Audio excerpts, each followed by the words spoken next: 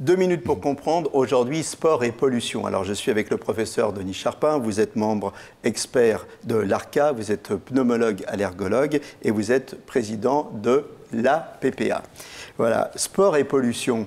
On dit que c'est bon de faire du sport pour la santé, mais alors faire du sport en plein Paris avec la pollution et tout ça, est-ce que c'est si bon que ça finalement?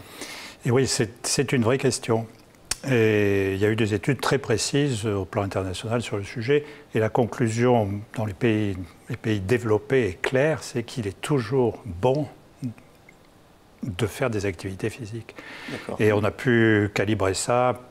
Par exemple, un jour, il y a des poussières fines au taux de 50 microgrammes par mètre cube. Donc, un jour bien pollué, il faudrait faire plus de 6 heures de vélo pour arriver à faire que les inconvénients de respirer des polluants soient supérieurs aux bénéfices de l'activité physique. Donc en fait, dans le bénéfice-risque, il vaut quand même mieux faire de l'activité physique pour les maladies cardiovasculaires, pour les maladies neurodégénératives, pour le bénéfice en général que ça amène.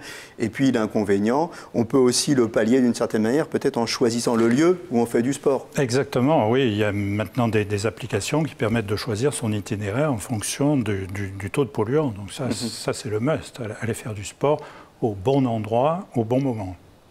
Est-ce que dans les grandes villes, je pense à Paris par exemple, les bois sont moins pollués ou alors que finalement la pollution elle va partout, Non, ils sont moins pollués parce que la pollution est en grande partie de proximité avec le trafic et donc dès qu'on s'en éloigne un peu, les taux de polluants chutent.